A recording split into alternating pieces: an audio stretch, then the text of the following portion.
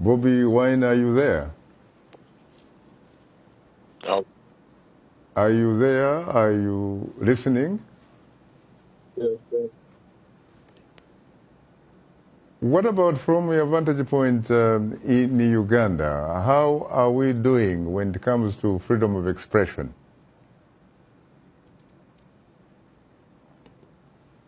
Hello, Shaka. Are you there? Yes, please.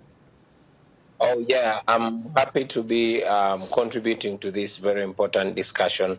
Of course, the state of freedom of expression in Uganda is deteriorating by the day because initially there was a clampdown on formal communication where politicians and leaders could no longer be allowed to go into the masses and sensitize them. And having noticed the treasure that we had, the music as a form of communication. We've been using music to communicate important messages all through the years, like it has been done in the past. However, of late, the government of Uganda has launched an attack on the arts, particularly on the music industry. And this can be traced to myself ever since I started using music mainly to sensitize people about their rights and freedoms. It has been a big crackdown. What have they done so far whenever you attempt to perform, for example?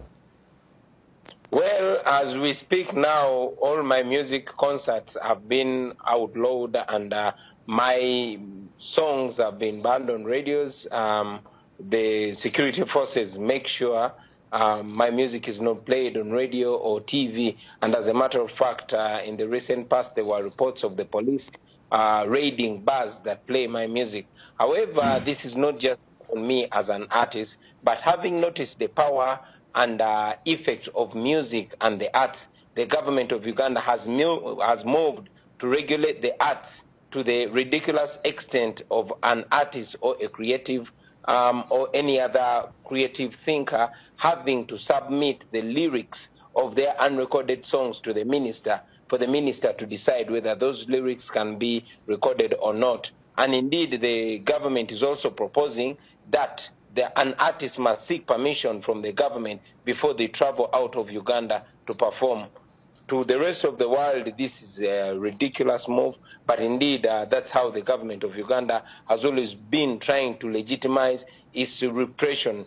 This is being mooted while at the same time it is being outlaid on the people. For example, I cannot perform, and this is a move to see that the government can actually legitimize the operation that is already ongoing.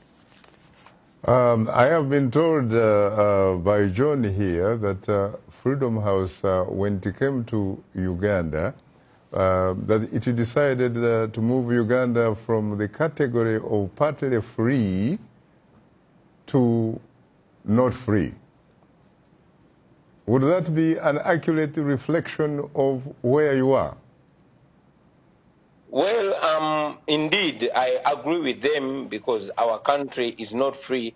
But again, I refuse to concede because I know, I am convinced, and indeed, many of the members of my generations believe that they were born free and they must live free. Now, I have a question for you, Bobi Wine, from a fellow Ugandan by the name Akankunda Moses. Yes. And it says, now, what will Bobi Wine talk about freedom of expression in Africa?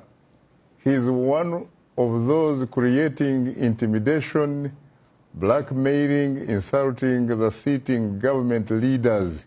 Let him first condemn the acts of hooliganism in his camp, then he can talk about freedom in Africa. How do you react to that? Well, I would say if it's rule of law, if whatever I'm saying is breaking the law, I should be apprehended and prosecuted. But wherever there's no rule of law, the regime uses people to brand others that seek for their own freedom as hooligans or as trouble causers. Like it has always been said, nobody has ever changed the world without having to be branded a trouble causer.